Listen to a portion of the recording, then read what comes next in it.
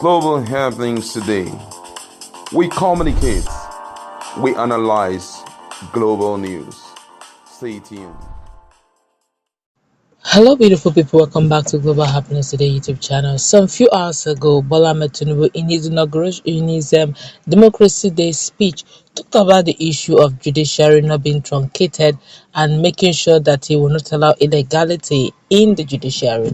Obviously, he didn't stop there. He also went ahead to refer to those who have lost and they should accept their defeat gallantly. I'm paraphrasing really, that there's always that room to win tomorrow, and there will be room for you to celebrate. But now, Atiku Abubakar and Peter Obi, having sensed the coded message, have decided to respond to him strongly on this.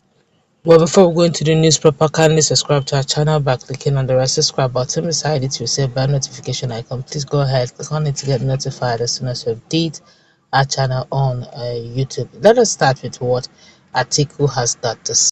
Well, according to the former Vice President of Nigeria, Atiku Abubakar, has described President Bola Tinubu's Democracy Day speech as a veiled threat to the judiciary, which is advocating on petitions challenging his declaration as winner of the February 25th presidential election.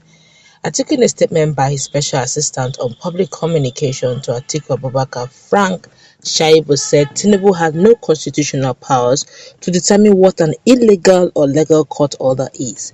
He said the president, through his speech, has shown that he planned on running an autocratic government. He said it was funny that Tinubu, who has been one of the biggest beneficiaries of court orders, could turn around to threaten the judiciary now that he has found his way into. Now asked, what is an illegal order? Is it an order that Bola Tinubu finds unfavorable? Is it within his powers to determine what order to obey and which one to disregard? This is a man who rose to power after several applications were dismissed based on technicalities. This is a man who just last week obtained a court order in order to stop the Nigerian Labour Congress going on strike.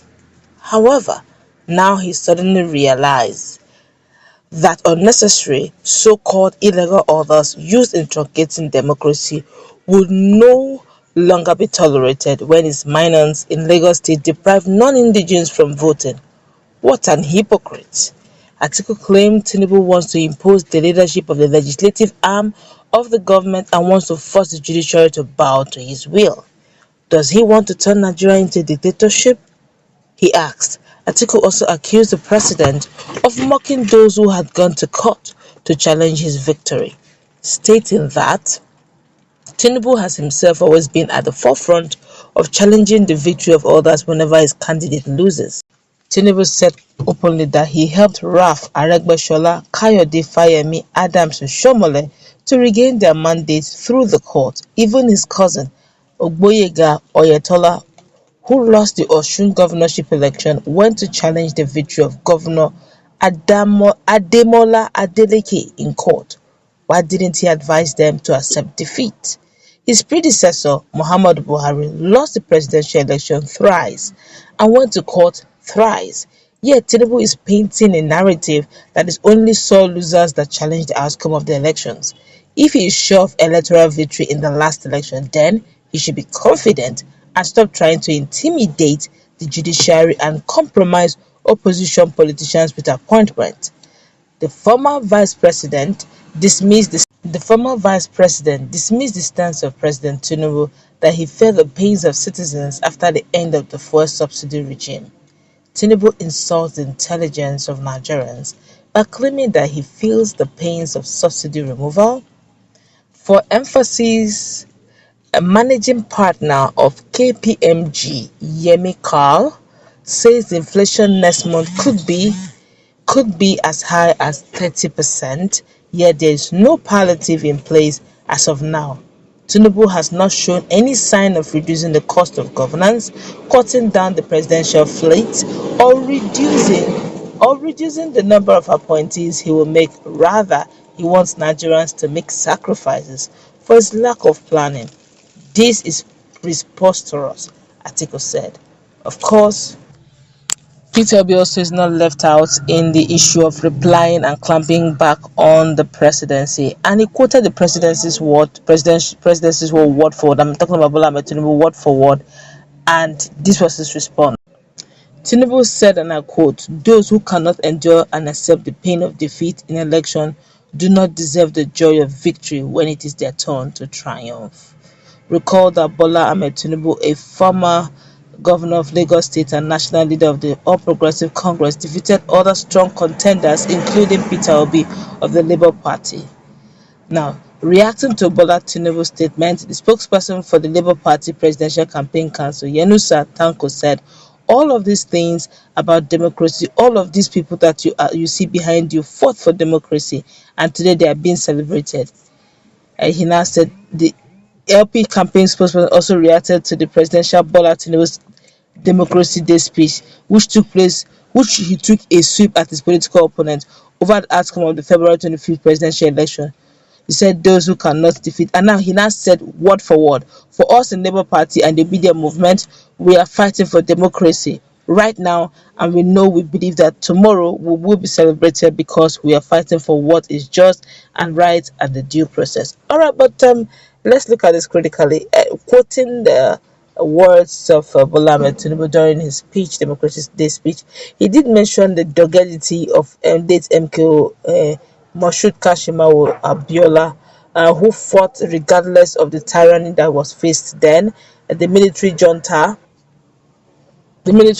and the rest. And he said something that I cannot forget in his speech. He said, regardless of what MKO faced, he refused to let go. In fact, democracy was more than life itself for him. But the way he described MKO, we realized that MKO, when he was declared winner and all, he did not give up. Even when the odds were against him, the tyranny of the military then was showcasing the fact that he's actually treading on dangerous ground. He was really hell-bent on getting his mandate back. He wanted the democracy that the people came out to vote for him. I'm talking about in 1993. He wanted to make sure that he sat on that authority because he was carrying people's mandate. If you ask me personally, the description he gave about MKO, so to speak, depicts what Peter Obi did, where Peter Obi had a lot of euphoria, had a lot of followership. People followed him simply because it was Peter Obi, not really because of the Labour Party. Because of that, there was a movement called the Obedient Movement that were not traceable to party lines. Some PDP members were obedient, some APC members were obedient, a lot of Nigerians were obedient, and they had no party affiliation. And that has a little bit of semblance to what happened in June 12 in 1993. And now, if he's describing that, for me personally, he's technically referring to what happened in 2023 election. So I do not know why they're saying what they're saying, but I do believe that Atiku Abubakar is already sending signals that if you have any intention whatsoever of stylishly working against the judiciary, knowing fully well that your petitions are hanging there, Nigerians are watching. I do not know. Eventually, power is power. We can say all what we can. Power is power. And if the three arms of government are not working functional and independently, then whatever we're saying, we should just tell our beloved democracy, we should just tell it history, tell it bye bye. Let's go wrap it up. Let's put in that comment section what's your take. Have a nice time. God bless you.